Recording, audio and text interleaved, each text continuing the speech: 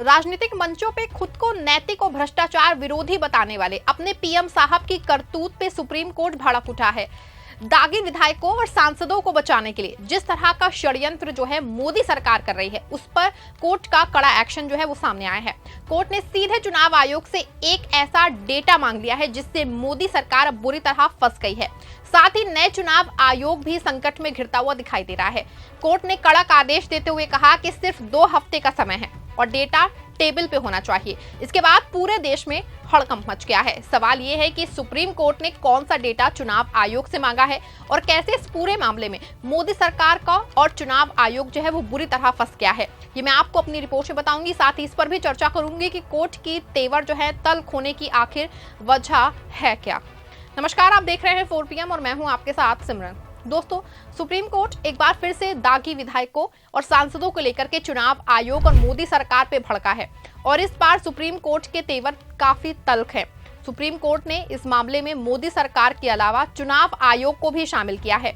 दरअसल साल 2016 से सुप्रीम कोर्ट में दागी सांसदों और विधायकों की सदस्यता रद्द करने की लगी एक याचिका पे सुनवाई हो रही है और इतने साल बीत जाने के बाद भी मामला अभी तक फाइनल नहीं हो सका है।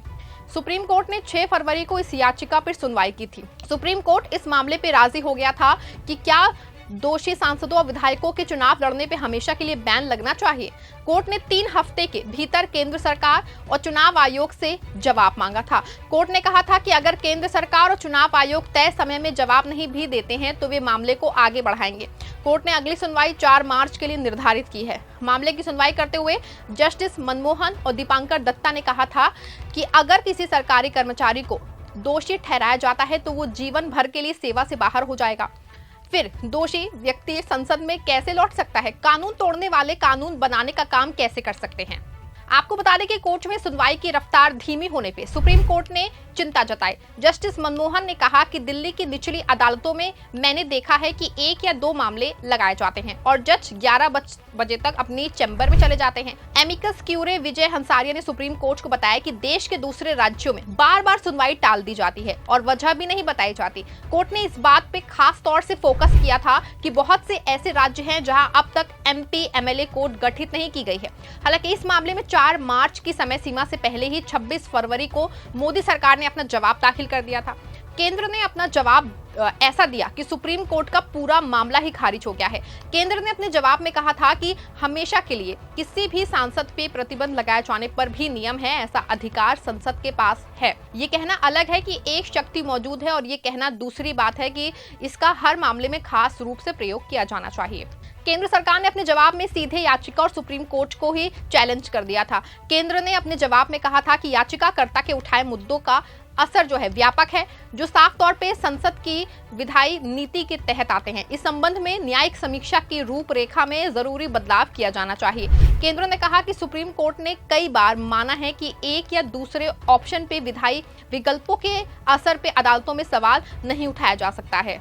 जन प्रतिनिधित्व अधिनियम 1951 की धारा 8(1) के तहत अयोग्यता की अवधि आरोप साबित होने की तारीख से 6 साल या जेल के मामले में रिहाई की तारीख से 6 साल थी। अयोग्यता संसदीय नीति के मामले में एक समय तक समिति है। याचिकाकर्ता के इस मुद्दे की समझ को फिर से स्थापित करना और आजीवन प्रतिबंध लगाना सही नहीं होगा। न्यायिक समीक्षा के मामले में न्यायालय प्रावधानों को असंवैधानिक घोषित कर सकता है। हालांकि याचिकाकर्ता की मांग की गई राहत ने अधिनियम की धारा 8 की सभी उपधाराओं में 6 साल के बजाय आजीवन पढ़ने की मांग की है। आपको बता दें कि मोदी सरकार के इस पूरे जवाब से एक बार बहुत साफ थी कि खुद को बहुत साफ सुथरी और जीरो टॉलरेंस होने का दावा करने वाली मोदी सरकार दागी सांसदों और विधायकों पे कोई भी कार्रवाई नहीं करना चाहती है। आपको बता दें कि देश में विधायकों की संख्या 4033 है और इसमें से 1783 विधायक या तो दागी है या फिर उन पर कोर्ट में केस चल रहा है, या हाल सांसदों का भी यही है। देश की 543 लोकसभा सीटों में 251 सांसद या तो दागी हैं या तो इन पे केस चल रहा है और ये खुद दागी और आपराधिक छवि होने के बाद देश का संविधान बना रहे हैं। आपको बता दें कि मोदी सरकार के इस तरह के रवैये के बाद सुप्रीम कोर्ट ने कड़क एक्शन लिया है। सुप्रीम कोर्ट ने इसी मामले की सुनवाई में एक कदम आगे जाते हुए मोदी सरकार और नए चुनाव आयुक्त ज्ञानेश कुमार को मंगलवार की हुई सुनवाई के बाद नोटिस भेजा है। कि अब तक कितने सांसदों और विधायकों की सजा को कम किया गया है या फिर माफ किया गया है।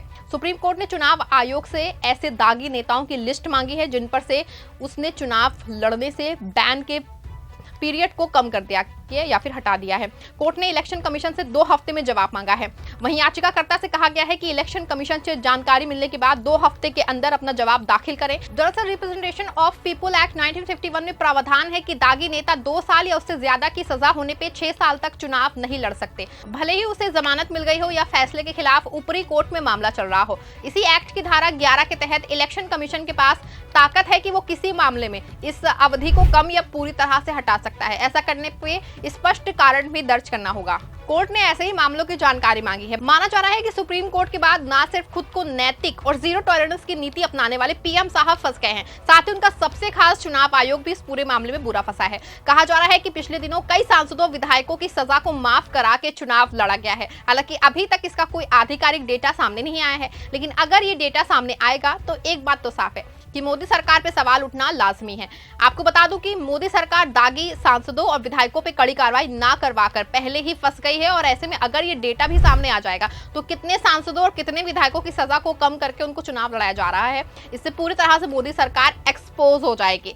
इससे एक बार फिर से खुद को नैतिक और जीरो टॉलरेंस का दावा करने वाले अपने पीएम साहब की कलई खुल जाएगी। आपको क्या लगता है कि इस बार आसानी से मोदी सरकार सजा माफ करके चुनाव लड़ाने वाले का डेटा जो है वो दे पाएगी? क्या मोदी सरकार इस पूरे मामले में फिर से कोई कानून बना के इसको सार्वजनिक करने से रोकेगी, जैसा कि पहले चुनाव आयोग का डेटा सार्वजनिक करने के लिए कानून बनकर रोक चुकी है? आपकी जो भी राय है कमेंट में बताइए। उस खबर को लाइक और शेयर भी जरूर करिए।